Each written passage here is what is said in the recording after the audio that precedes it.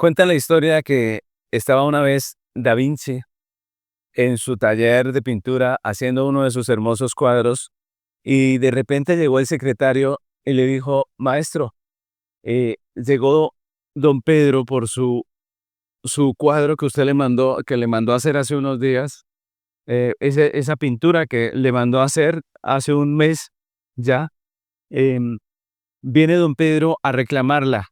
Ya está, se la puedo llevar. Y él dice, ay, don Pedro, ¿verdad? Se me olvidó. No la he acabado, así que salga un momento y dígale que venga en una semana y ya le tengo su pintura.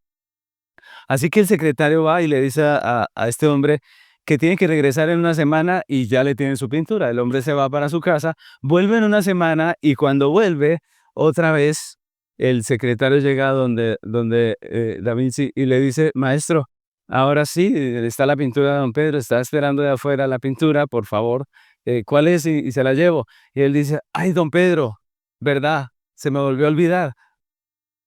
Dígale a él que sin falta en una semana ya le tengo su pintura. Entonces baja este hombre un poco ya avergonzado, porque él es el que tiene que poner la cara con los clientes, y le dice, don Pedro, todavía no la tiene. Y este hombre se empurece y le dice, mire, yo vuelvo en una semana, pero si usted no la tiene, traigo la policía y me hago devolver el dinero porque esto es un incumplimiento que me perjudica. Y entonces este hombre se va para su casa y vuelve a la siguiente semana, y cuando vuelve, entonces sube otra vez el secretario y le dice a Da Vinci, le dice, venga, ahora sí ya llegó otra vez don Pedro, y esta vez dice que si no le damos su pintura, pues él va a traer a la policía y se va a hacer devolver su dinero. Y él dice, otra vez se me olvidó. Y entonces lo que hace es decirle, bueno, pero páseme el lienzo de don Pedro, ¿cuál es? Ese que está allá, que no tiene ni una raya. Y traen el lienzo y él empieza rápidamente a hacer una pintura y en 5 minutos saca un cuadro espectacular. Y el empleado del secretario ve ese cuadro y dice, increíble, maestro, en 5 minutos has hecho esta preciosa obra.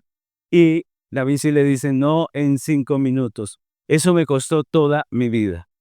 Y ese es un relato muy interesante, obviamente me imagino que es ficticio, pero lo que nos da es una enseñanza acerca de lo que realmente cuestan las cosas, ¿no? Porque nosotros somos muy simplistas. Nosotros somos como el ayudante de este pintor, que creemos que las cosas son tan sencillas como que este hombre pintó en 5 minutos ese cuadro. Pero lo que decía David sí era que a él realmente el arte de poder coger un cuadro y pintar una obra bien hermosa en 5 minutos, pues le había costado toda su vida, le había costado todo el entrenamiento, el esfuerzo, es decir, todas esas cosas las adquirió con tiempo y le costaron un trabajo, le costaron un tiempo. Y lo mismo pasa en muchos ámbitos. A veces la gente ve a una persona próspera y dice, yo quisiera ser tan rico como aquel, ¿cierto? Pero usted no sabe cuántas madrugadas le ha tocado pegarse a este hombre, cuántas noches que pasó derecho tratando de formar su empresa y de hacer su negocio, y hoy en día tiene algo, ¿cierto? Pero nosotros lo simplificamos tan fácil como que es rico, y hay unos que nacen con estrella y otros estrellados, ¿cierto?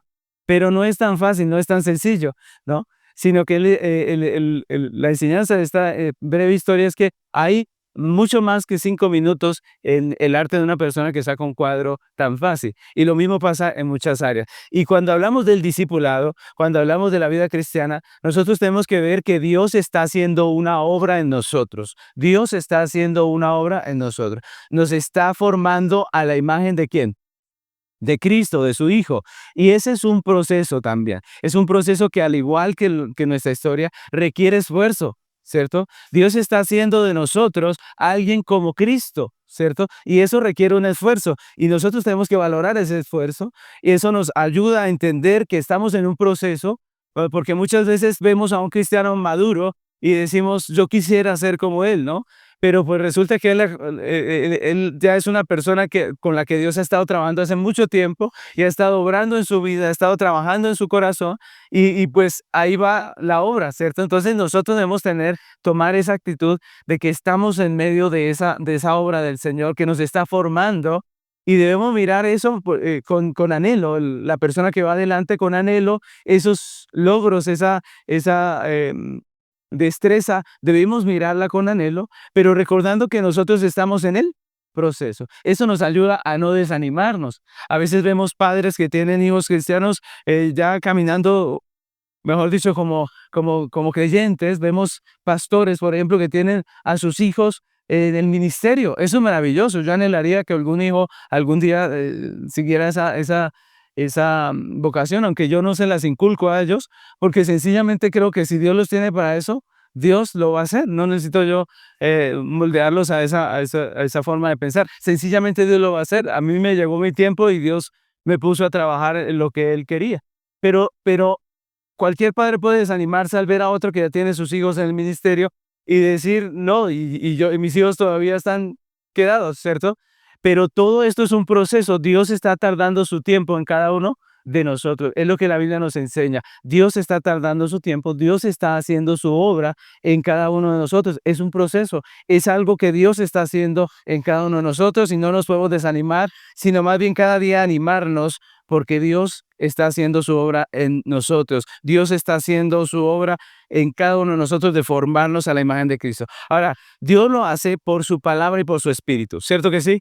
Dios lo hace por su palabra y por su espíritu. Y cuando hablamos de su palabra y su espíritu, estamos hablando de todo lo que Dios hace dentro de nuestra vida, porque Él nos enseña la palabra, pero también tenemos vivencia. Dios sabe hacer esa obra preciosa de que no solamente estamos aprendiendo por la lectura de la palabra, por el estudio de la palabra, sino que a la par Dios está tratando con nosotros, ¿no? Entonces, por ejemplo, hoy estamos terminando la carta de Filipenses, ¿cierto? La epístola de Pablo a los Filipenses. Y hemos durado 5 meses, más o menos. Son 5 meses en los que Dios ha hablado a nuestro corazón, ¿sí o no? Claro que sí. Ha hecho una obra que no se ve, que no la ven las personas, pero que Dios la está haciendo. Y nos ha dado vivencias, incluso circunstancias en donde Dios nos ha hablado en medio de este estudio y hemos tenido que tomar decisiones basadas en lo que hemos estudiado. Hemos tenido que reflexionar acerca de nuestra vida. Por ejemplo, Filipenses nos ha hablado de nuestro orgullo, ¿cierto? De nuestro ego, de cómo muchas veces nosotros idealizamos las cosas o ponemos nuestra esperanza, nuestro propósito en las cosas de este mundo. Todas esas cosas Dios ha usado y durante 5 meses hemos estado hablando acerca de la epístola a los Filipenses. Así que Dios está haciendo su obra en nosotros. No debemos desanimarnos si no vemos las cosas como quisiéramos. Estamos en proceso, estamos aprendiendo. Dios está haciendo una obra en nosotros. Algún día esa obra será terminada, esa obra será finalizada y entonces nosotros seremos lo que Dios ha deseado que seamos. Dios terminará la obra que ha empezado en nosotros y entonces, como Da Vinci, podremos tener una manera de ser apropiada para lo que Dios nos ha llamado a hacer. Así que, mis hermanos, estamos en ese proceso, estamos en ese trabajo y hoy estamos terminando esta carta que ha sido de mucha bendición. Yo creo que ha sido muy interesante para nosotros en el sentido de que nos ha permitido cambiar aspectos de nuestra vida, nos ha permitido tomar decisiones acordes a lo que Él nos ha enseñado. Así que llegamos hoy a esta última enseñanza de nuestra serie, Siguiendo las huellas de Cristo, que es el estudio expositivo de la epístola del apóstol Pablo a los Filipenses. Durante 5 meses ya hemos estado estudiando esta hermosa carta del Nuevo Testamento y hoy vamos a cerrar con una conclusión que es nuestra última enseñanza, la enseñanza 23. Nuestra enseñanza de hoy se titula Nuestra única esperanza, nuestra única esperanza. Amén. Y vamos a empezar leyendo Filipenses 2:5. Yo sé que no lo vamos a estudiar porque obviamente ya lo estudiamos, pero vamos a empezar con este texto para hacer nuestra conclusión. Filipenses capítulo 2, versículo 5. Dice la palabra del Señor.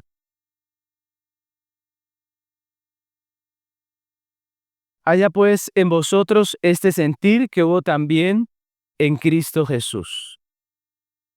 Haya pues en vosotros este mismo sentir que hubo en Cristo Jesús. Entonces, después de haber estudiado toda la carta, yo quisiera hoy como conclusión resumir el mensaje central del apóstol Pablo, mostrando la relevancia que tiene este texto, esta carta que acabamos de estudiar para nuestra cultura, para nuestro tiempo. Vamos a rescatar ese mensaje de Pablo y vamos a ver cómo es tan relevante para nuestra cultura. Entonces la carta nos presenta una iglesia local comprometida con la obra del Señor, la obra misionera, ¿cierto? Recordemos que ellos eran los que financiaban la obra del apóstol Pablo, las misiones, apoyaban al apóstol Pablo, pero en medio de esta carta vemos que no solamente era una iglesia comprometida, sino que como todas las iglesias tenía problemas.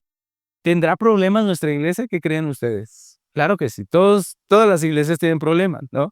Todos tenemos nuestras situaciones. Entonces, la carta nos presenta una iglesia comprometida por un lado, pero también una iglesia que tiene problemas y que vive en un mundo y en una cultura que también tiene problemas. Los problemas de la cultura, los problemas de el entorno en el que ella vive. Y como siempre que hay problemas, hay situaciones en medio de una comunidad, si usted va a visitar a esa ciudad, si usted va a visitar a la iglesia de Filipos, si usted pudiera ir en ese tiempo y visitar la iglesia de Filipos, y usted pregunta a los miembros de la congregación, yo les pregunto, ¿será que todos responderán de la misma manera? ¿Será que todos entenderán el problema de la misma manera? ¿Qué creen ustedes? No, no. Unos dirán, no, aquí el problema son los falsos maestros gnósticos, ¿cierto? Y otro dirá, no, aquí el problema son los legalistas, ¿cierto? Y el uno dirá un problema y el otro mirará resaltar al otro. Y tendríamos muchas versiones acerca de la situación. Y la Biblia nos muestra en lo que estudiamos nosotros que eso fue así. La iglesia, si usted visitara la iglesia de Filipos, pues cada uno tiene un cuento, una narrativa de lo que le está pasando, de lo que está viviendo, una forma de entender la situación. Y asimismo, existen narrativas de toda clase cuando tenemos problemas. ¿No creen ustedes? Por ejemplo, existen las narrativas de negación, que es cuando uno dice, uno sabe que hay un problema y lo confrontan con esa situación y uno dice, no, no hay ningún problema, ¿cierto? No hay ningún problema. Uno niega que eso es real, que eso está pasando. Por ejemplo, cuando una persona tiene problemas, por ejemplo, con el alcoholismo, muchas personas que son confrontadas cuando tienen problemas de alcoholismo, ellos dicen, yo no soy alcohólico, así dice, ¿cierto? Yo no soy alcohólico. De vez en cuando me tomo unas, pero no soy alcohólico, ¿cierto? Sabiendo que tiene problemas reales, pero él simplemente lo niega.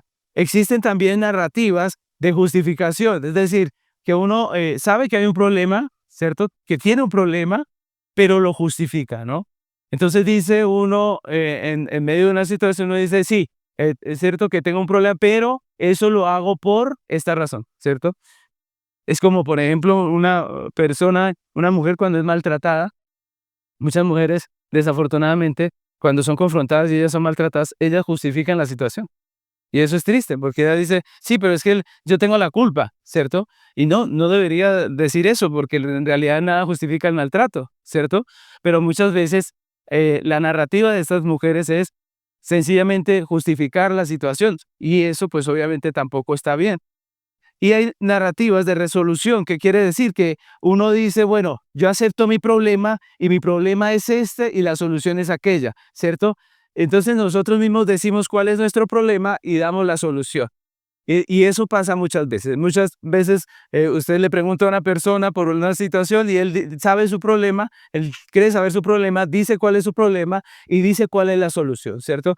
Ahora, no siempre el problema que esa persona percibe como problema es el problema y no siempre la solución que esa persona percibe como solución es solución, pero todos tenemos narrativa para todos, o para todos, ¿cierto? Cualquier cosa que hoy le pudiera preguntar a usted, usted tiene su narrativa para explicar lo que está pasando. Muchas veces no es la correcta, muchas veces usted sabe que no es la correcta, pero ahí está, es lo que nosotros decimos y como dicen por ahí, es lo que hay, ¿cierto? Es lo que yo sé, lo que yo le puedo decir y punto, ¿cierto? Y eso pasa en la vida real con las personas y cuando uno ve aquí esta carta de Pablo a los filipenses, ve esa misma situación.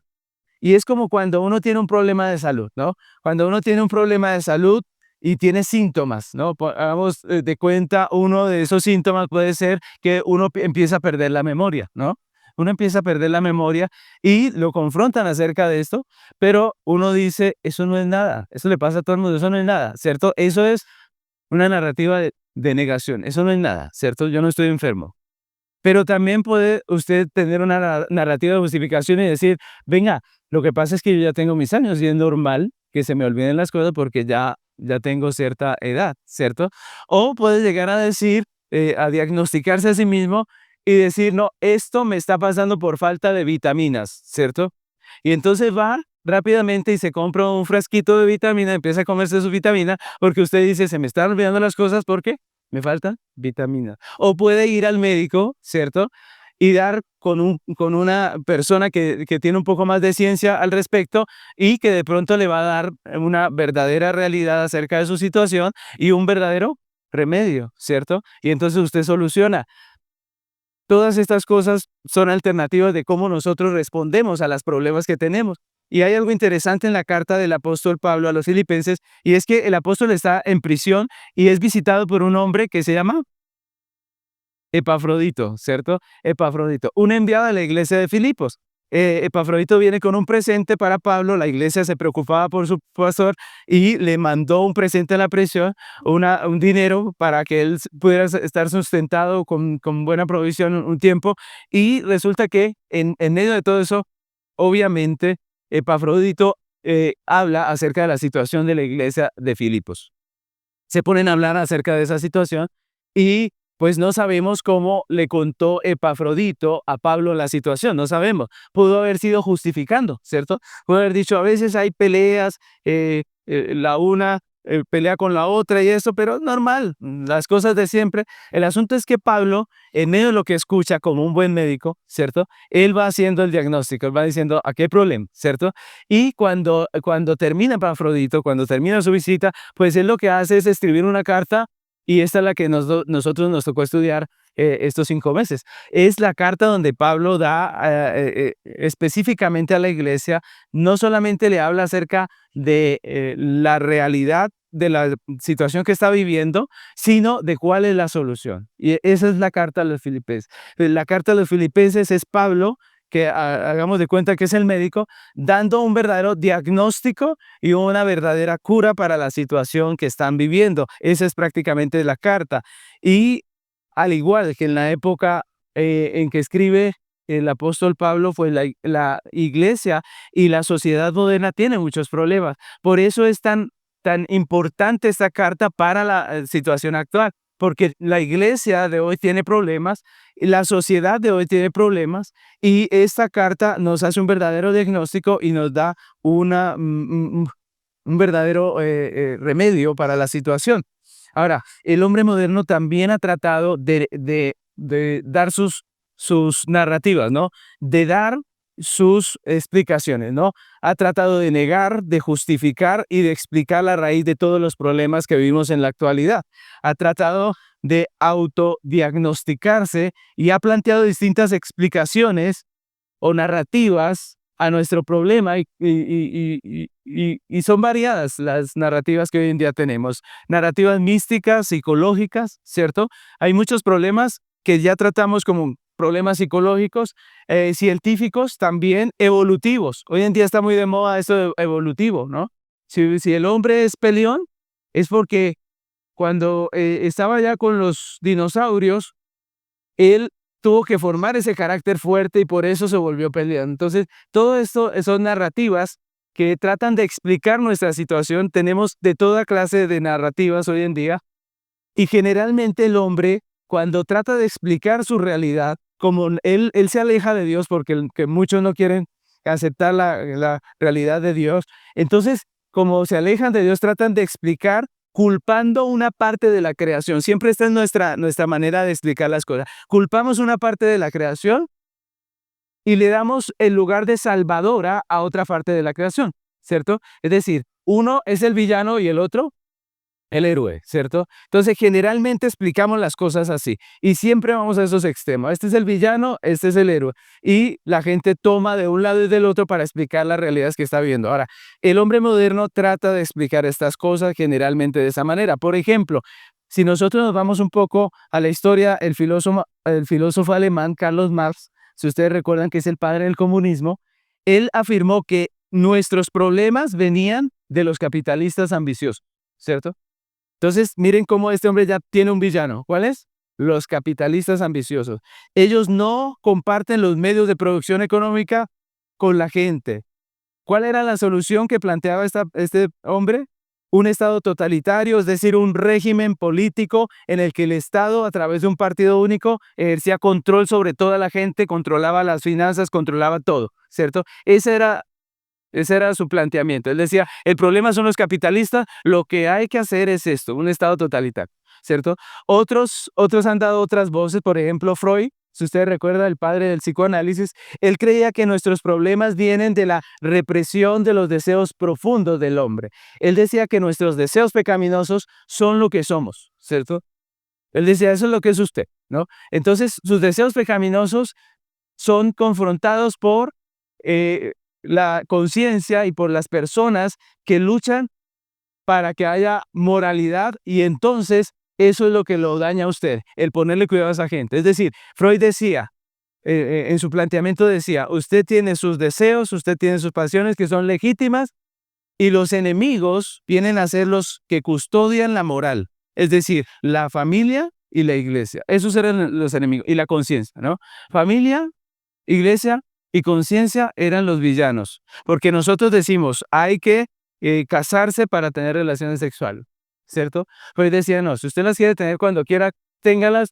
Y entonces, ¿cuál es la solución? La solución era callar la voz de la conciencia, ¿cierto? Y era no escuchar a las voces que nos reprimen, ¿cierto? Entonces, a usted no le importa lo que diga su mamá, usted viva su vida, disfrútela, ¿cierto? De eso hoy en día tenemos mucho, ¿no?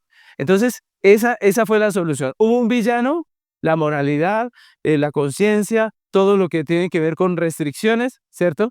Y hay un héroe en la liberación, ¿no? El decir, viva su vida como quiera, disfrute y haga todo lo que quiera. Entonces, miren cómo cada quien dio su propia narrativa de cuál es el problema y cuál es la solución. Y así como esas, hay muchas narrativas hoy en día que usted escucha repetir una y otra vez a las feministas, a todos estos de la liberación sexual, a todas estas personas, todos estos grupos que hoy en día reclaman su parte dentro del colectivo de ideas de cuál es el problema del hombre. Entonces siempre hay un problema, siempre hay un villano, pero también siempre está la solución, lo bueno, lo que soluciona este problema, ¿no?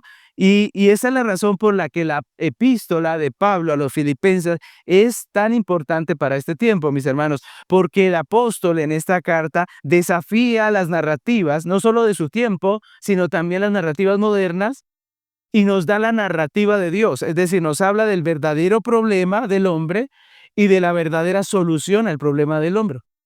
Por eso es tan importante. Es decir, el mensaje central de esta carta nos sirve para todo ese problema que tenemos nosotros que enfrentar cuando escuchamos al mundo con todas estas narrativas.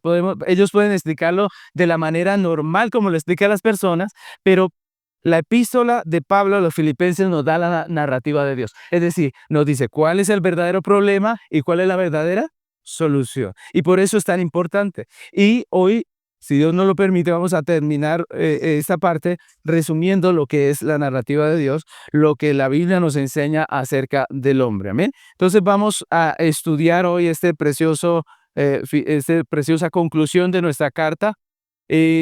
¿Cuál es el verdadero problema del hombre? Y asimismo, ¿cuál es el remedio correcto y la única solución real?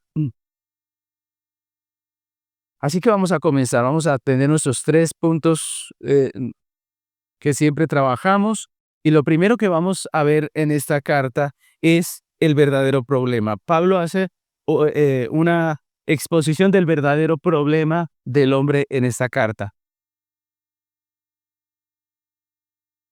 Entonces, una de las cosas que Pablo trató en esta carta fue el verdadero problema del hombre, la realidad del pecado en su corazón que afecta todos los ámbitos de su vida. Ese es el verdadero problema que plantea el apóstol Pablo aquí, el pecado del hombre. Filipenses 2, versículo 1 al 4 dice, por tanto, si hay alguna consolación en Cristo, si hay algún consuelo de amor, si hay alguna comunión del Espíritu, si hay algún afecto entrañable, si hay alguna misericordia, completad mi gozo sintiendo lo mismo, teniendo el mismo amor, unánimes, sintiendo una misma cosa.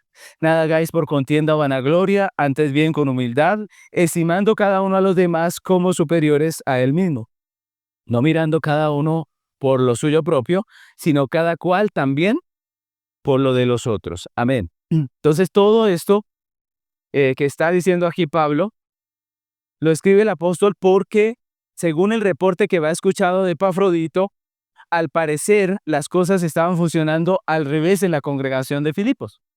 Es decir, los hermanos no estaban unánimes en un mismo sentido, ni la manera de pensar de ellos era una misma. En vez de amor, había egoísmo. En vez de unidad, había división.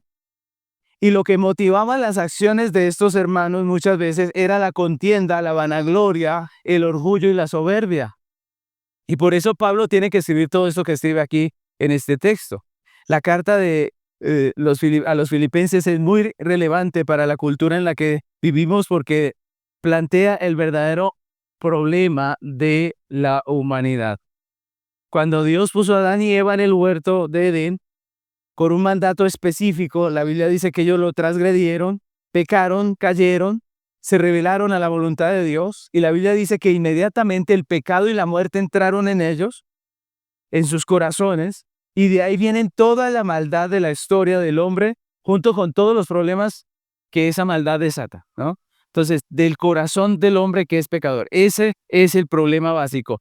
Las narrativas del mundo le echan la culpa a una cosa y a otra, pero la Biblia dice que todos los problemas empiezan en la caída. Cuando el hombre cayó, cuando el corazón del hombre se llenó de pecado. La caída trajo al hombre muchas consecuencias para su vida y vamos a ver algunas.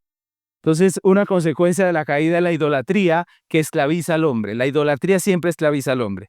Dios llama al hombre a una vida de adoración, pero el hombre en su idolatría se esclaviza. La idolatría siempre esclaviza.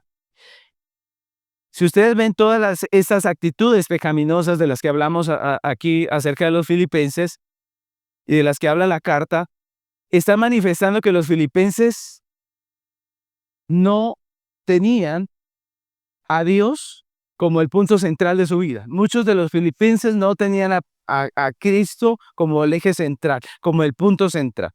Y ustedes recordarán, mis hermanos, que en una de estas enseñanzas hablamos acerca de la idolatría del yo, ¿cierto? Del ego, de yo mismo, ¿cierto? Cuando yo estoy puesto en el lugar que solamente debe ocupar Dios.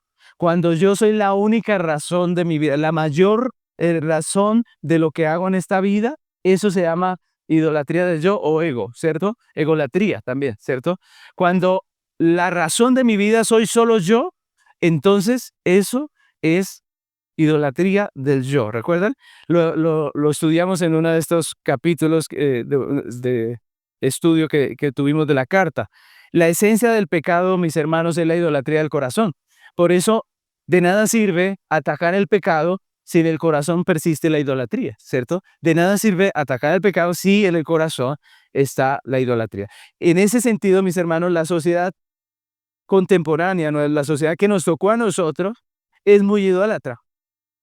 Por ejemplo, Dios le da al hombre a través del trabajo la provisión para que con ella honre a Dios, para que con ella supla sus necesidades, para que con ella sirva a su prójimo. Esa es la razón por la cual tenemos provisión, para la gloria de Dios, para el sustento, pero también para bendecir a nuestro prójimo. Pero el hombre idolatra el dinero. La búsqueda incesante de riquezas y de posesiones se ha vuelto la razón de ser, el fin en sí mismo para muchas personas hoy en día. La gente asocia el dinero, el poseer mucha riqueza, con la felicidad, con el éxito, con la realización, y por eso termina convirtiéndose en esclavo de las riquezas. Eso es una realidad de nuestro tiempo. Pero no solo el dinero, el hombre moderno tiene muchos otros ídolos. Por ejemplo, la apariencia física, la belleza. Existe prácticamente una obsesión por cumplir ciertos estándares de belleza, ¿cierto? Y llega al punto, esa obsesión por la belleza, que se sacrifica muchas cosas valiosas en pro de llegar a tenerla, ¿no? Y esto, pues obviamente lo ha impulsado más los medios de comunicación, las redes sociales, y llevan a la gente a dedicar grandes esfuerzos, recursos de su vida, sacrificar incluso su salud, volviéndose esclavos de la vanidad de la belleza. Entonces, eso obviamente es otro ídolo. Otro ídolo es el éxito y el progreso personal, ¿no? La presión por alcanzar logros profesionales, económicos, sociales, esa es una realidad. Y a menudo, para procurarnos todas estas cosas, pues uno se salta algunos topes éticos, ¿no? Entonces la gente, para lograr su estatus, es capaz de robar, es capaz de hacer cosas que no haría en otra circunstancia. Mis hermanos, otro ídolo es la fama, el reconocimiento social. Muchos ahora, por ejemplo, con lo de las redes sociales, buscan ser conocidos, admirados por un gran número de personas. Y esto impulsa también comportamientos, mis hermanos, que son perjudiciales. Por ejemplo, en los jóvenes, las redes sociales mal usadas, ojo, mal usadas, pues pueden terminar llevando a los jóvenes a la dependencia de esas redes, puede llevar a la juventud a tener complejos porque no le ven, porque no le dan me gusta, complejos de inseguridad, de ansiedad, de depresión, de desórdenes alimenticios, de soledad, de aislamiento, que muchas veces terminan muy trágicamente. Entonces, nosotros vemos cómo nosotros somos una sociedad muy idólatra, muy idólatra. Idolatramos cualquier cosa. Ponemos en el lugar de Dios a cualquier cosa y no creemos que Dios sea la razón de vivir más noble para nuestra vida. Y eso es idolatría, mis hermanos. Entonces, esa es una de las consecuencias de la caída. Otra consecuencia de la caída es el orgullo que provoca contienda, mis hermanos. Dios llama al hombre a la paz de una vida en humildad, pero el orgullo del corazón del hombre le hace vivir en una constante guerra. Cuando hay orgullo siempre hay guerra, hay pelea, hay contienda. Y así pasa con el hombre. Al igual que en el caso de la iglesia de Filipos, el orgullo mantiene a la sociedad moderna en una contienda continua. El orgullo impide que el hombre reconozca sus errores, acepte las críticas, impide que el hombre pueda aprender de su prójimo. Mis hermanos, el orgullo destruye relaciones, como hemos visto en nuestro estudio, dificulta el perdón, la misericordia, la empatía, la colaboración y siempre nos hace pelear. El orgullo siempre nos hace pelear. Otra consecuencia de la caída es la rebelión que hay en el corazón del hombre. Dios llama al hombre a la unidad de una vida en sujeción y obediencia a Él y a las autoridades. Sin embargo, el corazón del hombre que es rebelde constantemente se divide. Hemos visto en nuestro estudio cómo le es al hombre mucho más fácil dividirse que mantenerse unido. ¿Sí recuerdan? Hemos visto todas las consecuencias que trae ese corazón rebelde para nuestra sociedad, tanto en el hogar como en la política, como en todos los ámbitos. La rebeldía de nuestro corazón, pues obviamente afecta. Para la cultura actual es muy rebelde, marcada por una predominante desconfianza hacia la autoridad, hacia las instituciones, hacia la iglesia, hacia todo, ¿cierto? Y muchas veces trae consecuencias tremendas en nuestra sociedad de desorden, ¿no? Y otra consecuencia de la caída es el egoísmo. El egoísmo amarga el corazón. Miren lo interesante, cada uno de estos problemas tiene una consecuencia y en este sentido el egoísmo amarga el corazón del hombre. Dios llama al hombre al gozo de una vida en amor, porque la vida en amor se goza, se disfruta. Pero el hombre está lleno de egoísmo y cuando su corazón está lleno de egoísmo se atormenta, se frustra y se amarga. Y en nuestro estudio vimos el llamado que hace Pablo a los filipenses al amor precisamente porque había en la congregación de Filipos egoísmo, amargura, cada quien velaba por lo suyo propio y no por lo de su hermano, y por eso hay un llamado de atención. Nosotros sabemos lo que es el egoísmo y la amargura que puede traer. Se manifiesta cuando una persona pone su propia vida por encima de cualquier cosa, y entonces no importa el mal que le pueda hacer a mi prójimo con tal de yo satisfacer mi necesidad.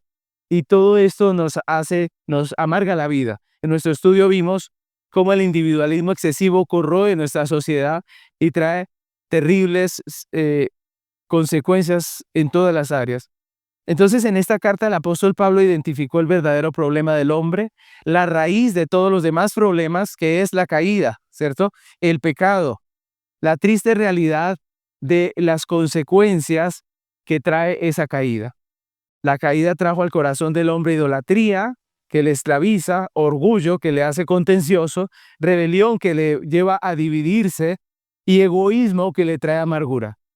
Ahora, el problema del hombre es del corazón. Hemos aprendido en el estudio de esta carta que no hay solución humana, ¿cierto? No hay solución humana para nuestro problema. No lo arregla ni el psicoanálisis, ni el socialismo, ni el comunismo, ni siquiera la religión, ¿cierto? No hay una solución que el hombre pueda inventar que satisfaga este problema, que pueda traer una resolución a este problema, ¿no? Y esa es la realidad. Si tuviéramos que terminar aquí la predicación, pues sería triste, ¿cierto? Si tuviéramos que terminar aquí, pues diríamos, quedamos mal, ¿cierto? Pero el apóstol Pablo nos da esperanza. Él no nos deja así nada más en la carta. Él nos habla de la única esperanza para el hombre y de eso es lo que vamos a tratar en nuestro segundo punto. Nuestro segundo punto es la única solución. La única solución. Dice Filipenses capítulo 2, versículo 5. Vamos a leerlo hasta el 11. Filipenses capítulo 2, del 5 al 11 dice: haya pues en vosotros este sentir que hubo también en Cristo Jesús, el cual siendo en forma de Dios, no estimó el ser igual a Dios como cosa que aferrarse, sino que se despojó a sí mismo tomando forma de siervo, hecho semejante a los hombres, y estando en la condición de hombre, se humilló a sí mismo, haciéndose obediente hasta la muerte y muerte de cruz. Por lo cual Dios también le exaltó hasta lo sumo y le dio un nombre que es sobre todo nombre, para que en el nombre de Jesús se doble toda rodilla de los que están en los cielos y en la tierra y debajo de la tierra, y toda lengua confiese que Jesucristo es el Señor, para la gloria de Dios Padre. Amén. Y ese texto es hermoso porque nos recuerda el mensaje central de la carta del apóstol Pablo a los Filipenses. El apóstol Pablo en Filipenses apunta al Evangelio de Jesucristo como la única solución al problema del hombre, ¿no? Hay muchas soluciones que plantea el mundo con sus narrativas, ¿cierto? La psicología, diferentes posturas políticas, ideológicas, ¿cierto? Pero la única que realmente le sirve al hombre viene ¿de quién? De Dios mismo. Y es el Evangelio de nuestro Señor Jesucristo. Solo Cristo vivió una vida perfecta de obediencia al Padre y murió en la cruz como el Cordero sustituto que pagó por todos nuestros pecados. Él es la solución en ese sentido. Es decir, nosotros estamos condenados, Jesucristo pagó, ¿cierto? Esa es la solución para nuestro problema eterno. Pero Jesucristo también es la solución para la situación del hombre porque satisface plenamente las demandas de justicia de Dios y resuelve el problema del corazón del hombre dándonos vida cuando estábamos muertos, ¿cierto? Dándonos vida cuando estábamos muertos en nuestros delitos y pecados y poniendo en nosotros un nuevo corazón. Él es el único que puede hacer esto. Nadie más puede cambiar nuestro corazón. Recordemos que dijimos que no hay solución para nuestro problema porque nuestro problema es del corazón. No hay solución humana porque ningún hombre puede cambiarse su propio corazón. No lo podemos hacer aprendiendo ni con el moralismo, ni con la psicología, ni con nada. Nuestro corazón estaba vendido al pecado, estaba corrupto, pero Cristo es el único que nos puede dar un nuevo corazón. Jesucristo, con su acto perfecto de adoración al Padre en la cruz, nos libertó de la idolatría que había en nuestro corazón, que caracterizaba nuestra vida, para que nosotros podamos adorar y servir al Dios verdadero. Entonces, mire, cuando Cristo muere en la cruz, lo hace en adoración a Dios y nos libra a nosotros de nuestra idolatría para que nosotros ahora podamos adorar a Dios. Y eso es maravilloso. Primera de Pedro 2:16 dice, como libres, pero no como los que tienen la libertad, como pretexto para hacer lo malo, sino como siervos de Dios. Eso es Primera de Pedro 2:16. Hemos sido redimidos para servir ¿a quién? A Dios. Ahora podemos, miren lo interesante. Ya no tenemos que buscarlas en las cosas de este mundo, identidad, sentido y propósito, porque todo esto lo tenemos ¿en quién? En Cristo. Eso lo aprendimos en nuestro estudio. Las personas viven buscando identidad en su trabajo, en su profesión, en sus títulos, ¿cierto? En muchas cosas. Y por eso se estresan la vida tratando de tener más y más de esto para sentirse más y más, pero la Biblia dice que en Cristo nosotros tenemos identidad, sentido y propósito, y entonces ya no tenemos que ir detrás del mundo buscando todas esas cosas. Ahora, Jesucristo con su acto de humillación en la cruz, el que acabamos de leer ahí en Filipenses, que se humilló a sí mismo, nos reconcilió con Dios de tal manera que ahora tenemos paz con Dios y podemos andar en paz con Dios y con nuestro prójimo. Entonces, Jesucristo nos reconcilió con su humillación para darnos paz con Dios y con nuestro prójimo. Romanos 5:1 dice, justificados pues por la fe, tenemos paz para con Dios. Miren cómo el Señor soluciona el problema de nuestro corazón. Ahora, Jesucristo también, con su acto de obediencia hasta la muerte, dice el texto que acabamos de leer, con su acto de obediencia hasta la muerte, pagó por nuestro pecado que nos separaba de Dios, uniéndonos a Él en nueva relación, una relación de hijos de Dios. Es decir, ahora Dios es nuestro Padre y nosotros somos sus hijos. Y ahora no solamente nos une con el Padre, sino que nos une a nosotros, porque nosotros tenemos una nueva relación con los creyentes. ¿Cómo nos llamamos ahora entre creyentes? Hermanos. Entonces miren cómo Dios, cómo Cristo con su acto de obediencia nos unió. Entonces veamos cómo Dios, Jesucristo, soluciona todos estos problemas del corazón. Ahora, según la palabra de Dios, somos una iglesia, somos la ciudad de Dios, somos la familia de la fe, somos el cuerpo de Cristo, somos el templo de Dios viviente, somos piedras del templo del Dios vivientes. Efesios 2:19 al 22, mire lo que dice, Efesios 2:19 al 22.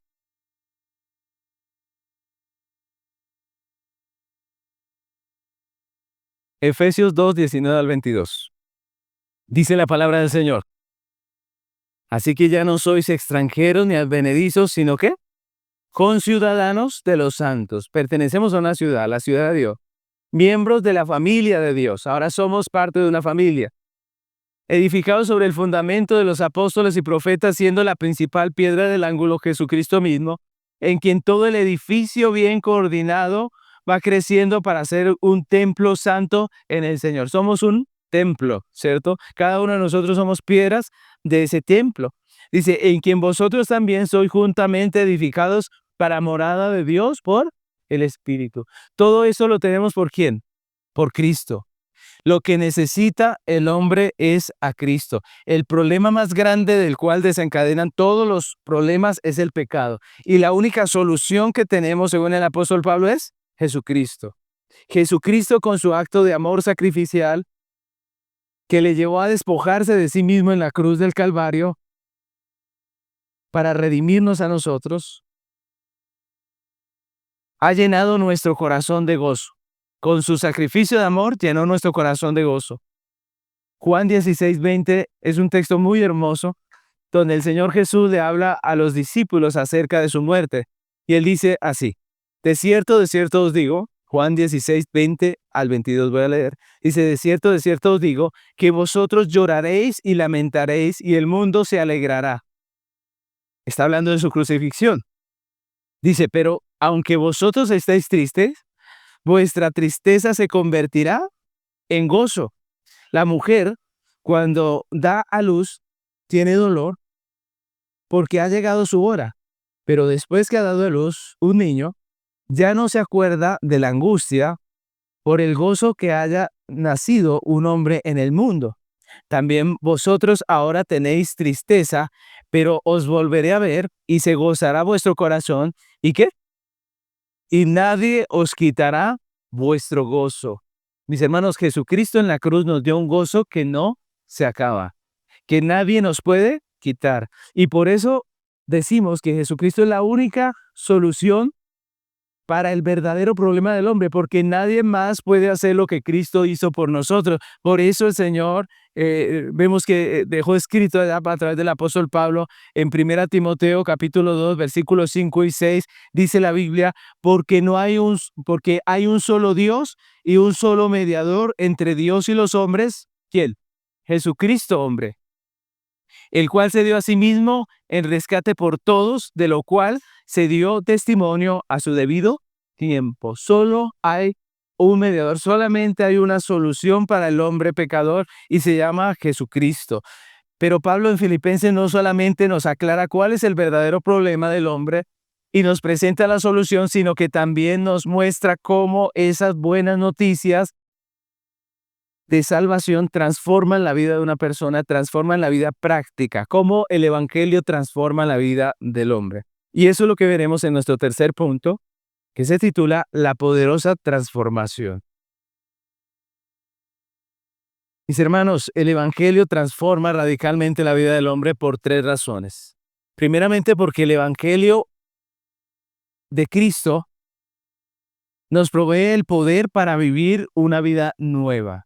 Nos provee el poder para vivir una vida nueva. Muchos piensan equivocadamente que la gracia es como la licencia para pecar, ¿no? Algunos piensan cuando escuchan que uno habla de gracia, que la salvación no se pierde, entonces algunos piensan que esto es licencia para pecar. Pero la Biblia enseña que la gracia es poder de Dios para vivir conforme a su voluntad, para santificación. Esa es la gracia verdadera. La gracia de Dios provee al creyente poder para no vivir más en su pecado, para cambiar, para ser renovado. Y eso es maravilloso, ¿no? Eso, cuando nosotros estamos en Cristo, es cuando tenemos el poder para vivir una vida de Dios, delante de Dios. Miren cuál es el orden del Evangelio. Escúchenlo bien porque nos podemos confundir. El Evangelio es este. Somos pecadores, estamos condenados. No hay solución humana, ¿cierto? La única solución se llama ¿quién? Jesucristo. Jesucristo es el único en el que podemos ser salvos. Por su obra podemos ser salvos, poniendo nuestra fe en el Señor, porque Él hizo la obra. No es por nuestras obras, es por la obra de ¿quién? De Cristo.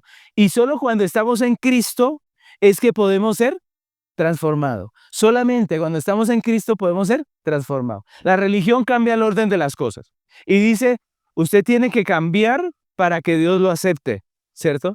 Usted tiene que cambiar, que transformarse para que Dios lo acepte. La religión pone primero la santificación y luego la salvación, pero ese no es el evangelio. El evangelio son buenas nuevas de que en Cristo tenemos salvación, redención para tener una vida nueva. Y eso es lo que nos enseña el apóstol Pablo aquí. El evangelio transforma radicalmente la vida del hombre porque es poder para una vida nueva. Solo cuando estamos en Cristo es que el hombre tiene poder de Dios para santificación. Es Él, con su poder, el que obra en nosotros. Por eso Pablo dijo en Filipenses, aquí en nuestra carta, el capítulo 1, versículo 6, dice, estando persuadidos de esto, que el que comenzó en vosotros la buena obra, la perfeccionará hasta el día de Jesucristo. Y miren que este es uno de los primeros textos de la carta, ¿no? Una de las primeras cosas que dice Pablo es que él está seguro de esto. Así que Pablo le escribe a la iglesia, le va a escribir, le va a dar algunas órdenes, le va a dar algunas directrices, pero él no confía en esas directrices. ¿En quién confía? En Cristo, ¿cierto? Y eso es interesante. Él le va a dar unas directrices a la iglesia, pero él dice, antes de comenzar todo eso, dice, tranquilos que yo estoy seguro que el que comenzó en ustedes la buena obra, ¿qué pasa? La perfeccionará. Y entonces él empieza a hablar de todas estas cosas que han sido importantes para nosotros. Entonces, ese es el orden. La segunda razón por la que el evangelio transforma radicalmente la vida del hombre es porque Cristo se convierte en el propósito de esa vida nueva.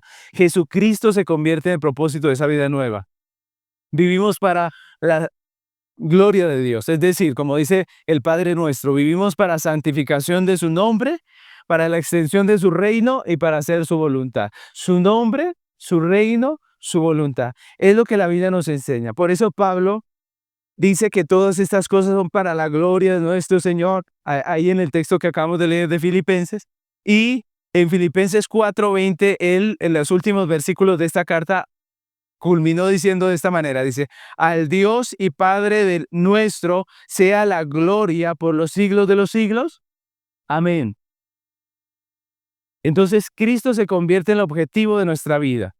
Y la tercera razón por la que el Evangelio transforma radicalmente la vida del hombre es porque Cristo es el modelo de nuestra vida. Que es lo que Pablo nos dice aquí, nos enseña mucho en esta carta de Filipenses, que debemos seguir sus pisadas, sus huellas, ¿cierto? Por eso el nombre de nuestra serie expositiva, porque Pablo nos enseña a seguir las huellas ¿de quién? De Cristo.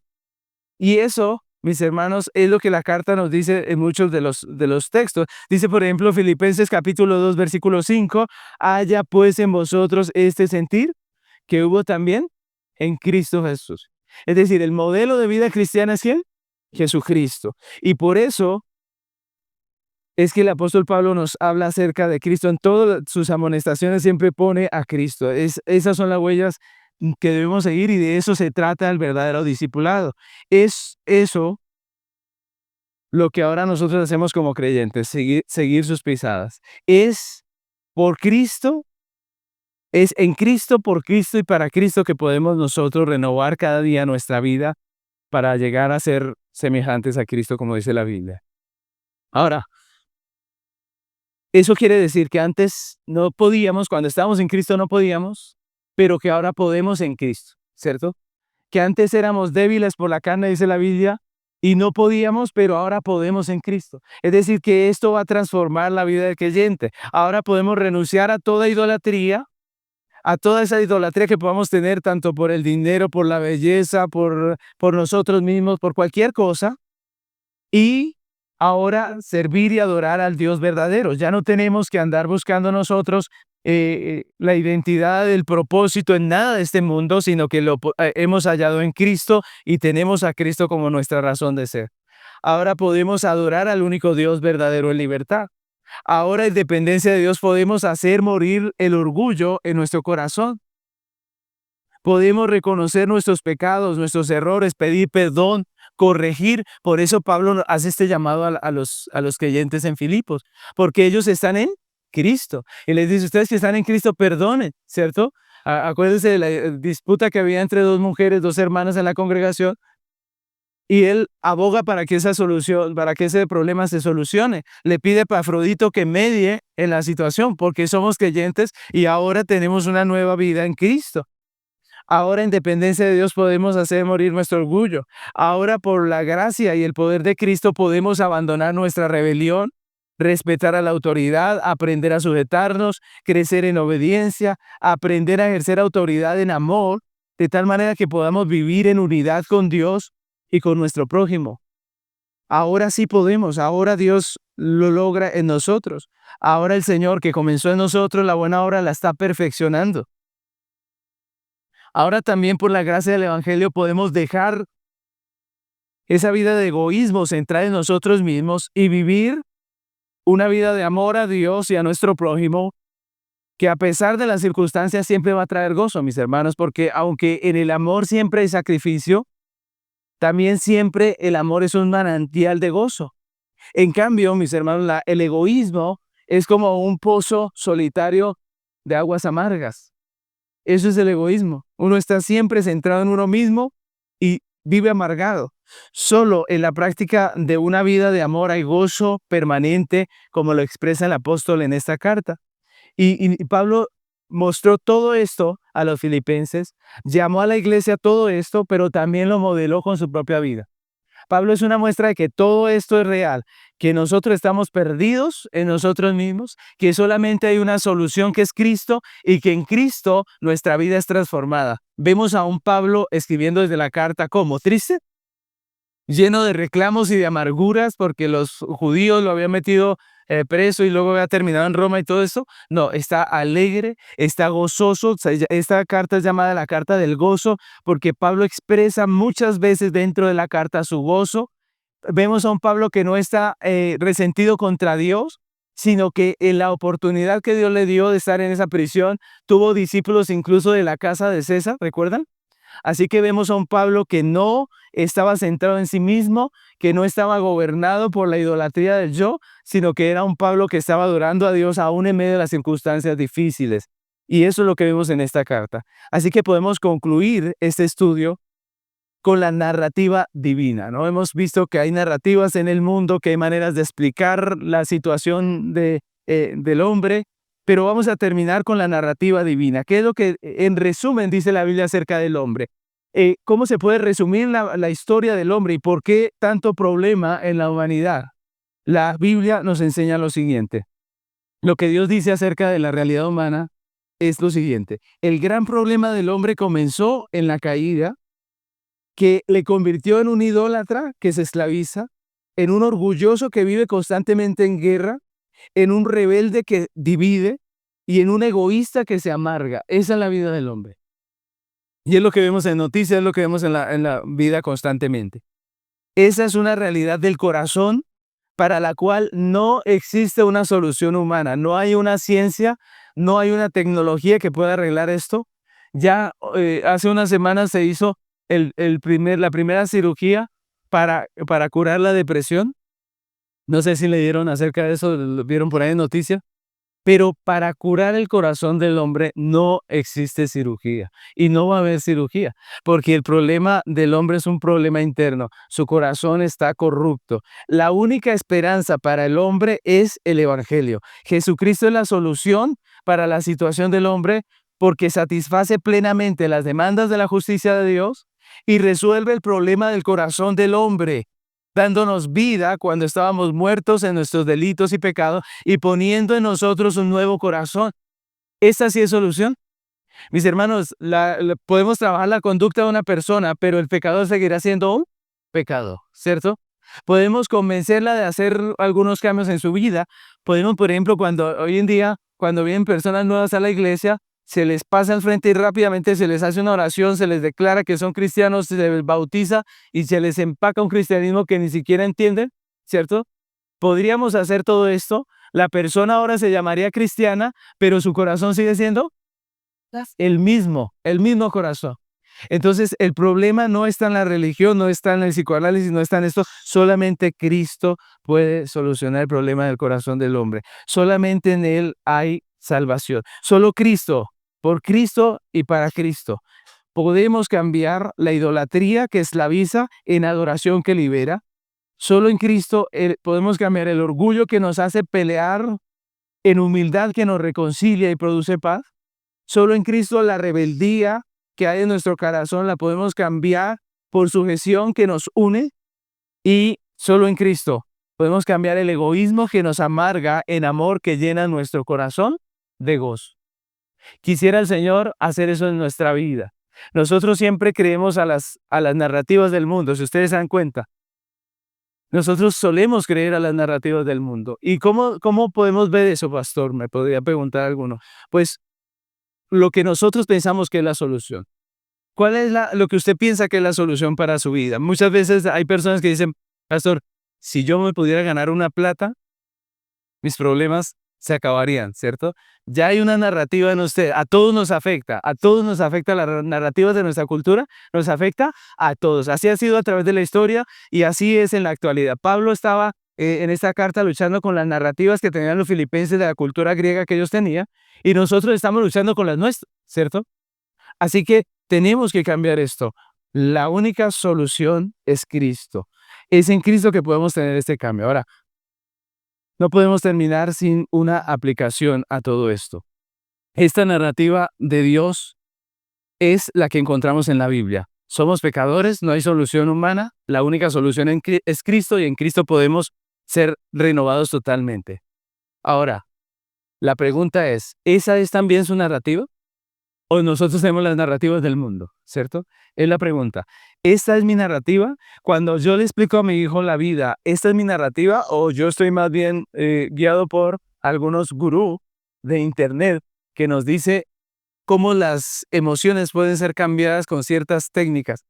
¿Cuál es la realidad? ¿Cómo enseño yo a mis hijos? ¿Cómo practico mi vida con mi pareja? ¿Cómo disfruto las relaciones con mis amigos? ¿Cómo hago vida? con las narrativas de Dios, de Cristo en la palabra, o estoy actualizado con las últimas narrativas del mundo?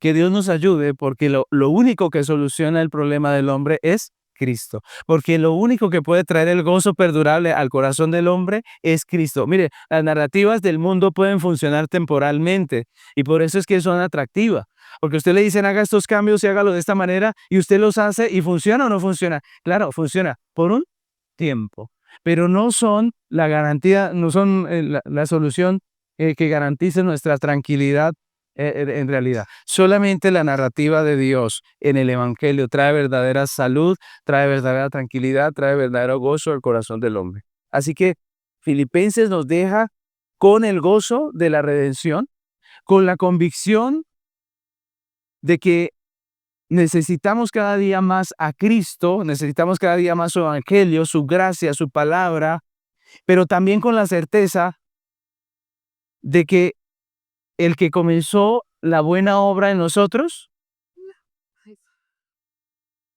la perfeccionará hasta el día de Jesucristo. Él está con nosotros, Él está haciendo su obra. Este estudio de Filipenses es parte de lo que Él está haciendo en nosotros. Dios está trabajando en nuestro corazón. Dios está formando de nosotros uno a la imagen de Cristo. Estamos en el proceso, no nos desanimamos, seguimos adelante a pesar de nuestras circunstancias, animados y gozosos sabiendo que Dios no ha parado, ¿cierto? Dios no ha parado. Nuestra vida no depende de nosotros, no depende de nuestro prójimo, no depende de lo que sentimos, de nuestras emociones, depende exclusivamente de Cristo. Dios nos ayude cada día a crecer más en conocimiento. Cada día tengamos más la narrativa de Dios y menos la narrativa del mundo. Amén. Vamos a terminar este tiempo precioso dándole gracias al Señor por este estudio tan hermoso, por todo lo que Él ha tratado en nuestra vida a través del estudio de Filipenses. Y si Dios nos lo permite, vamos a tener las próximas 3 domingos, vamos a tener algunas predicaciones temáticas. Y después de estos 3 domingos vamos a estudiar Esther. Esther es un libro maravilloso. Esther es un libro precioso que nos va a hablar de Dios en la cotidianidad de nuestra vida. Y es un libro muy hermoso que vamos a estudiar, si Dios nos lo permite, en unos cuantos domingos. Amén. Así que les invito a que se pongan sobre sus pies y vamos a orar a Dios. Amado Señor, hoy te damos gracias por tu misericordia y tu bondad. Señor, han sido 5 meses de estudio de esta preciosa carta, donde has escudriñado nuestro corazón, nos has mostrado nuestra realidad de pecado. Señor, nos has confrontado con nuestro egoísmo, nuestra idolatría, nuestro orgullo, Señor, con nuestro elitismo también, Señor, con todas esas prácticas que nos dividen, Señor, que causan problemas en nosotros, en nuestras relaciones. Señor, gracias por estos 5 meses en donde has mostrado a nuestro corazón nuestras realidades. Gracias por Jesucristo. Nosotros no podríamos cambiar. Si fuera Filipenses fuera un reto para nosotros, ya lo perderíamos, Señor, porque no podemos cambiar por nuestra propia fuerza. Filipenses no es un reto para nosotros. Filipenses es una carta que predica el Evangelio, las buenas nuevas de que Cristo lo hizo. Jesucristo es aquel que se sacrificó, que se humilló, es aquel que no fue egoísta, sino tuvo un corazón lleno de amor, es aquel que fue a la cruz humillándose a sí mismo, despojándose de sí mismo por amor a nosotros, y eso es maravilloso. Es Cristo el que cumple perfectamente la ley de Dios, es Él el que satisface plenamente su justicia, y es por su muerte en la cruz, por su obra perfecta de redención, que nosotros ahora podemos tener vida en Él, Señor. Gracias, porque es por esa preciosa obra que ahora podemos ser transformados a su imagen. Ayúdanos cada día a crecer más en ti, a crecer en el conocimiento de Dios, en humildad, Señor, en amor. Ayúdanos a crecer cada día más en tu palabra. Ayúdanos, Padre, queremos crecer en ti, Señor. Limpia nuestro corazón de todo orgullo, de todo egoísmo. Limpia nuestro corazón, Padre, de todas esas narrativas del mundo, y ayúdanos a tener la narrativa tuya, Señor, que es liberadora en realidad. Señor, no nos permitas poner nuestra confianza en este mundo, ni en las narrativas de este mundo. Ayúdanos a poner nuestra confianza en ti, en tu Evangelio, que es poder de Dios para salvación, Señor. Muchas gracias por este mensaje precioso. ayúdanos a aplicar tu narrativa, la narrativa del Evangelio, la expresión del Evangelio, Señor, a nuestra vida, a nuestro hogar, a nuestra relación de pareja, a nuestra relación con nuestros hijos, a nuestra relación laboral. Ayúdanos, Padre, queremos vivir para tu gloria, Señor, en Cristo, por Cristo y para Cristo. Te damos muchas gracias, amado Dios, en el nombre de Cristo Jesús. Amén.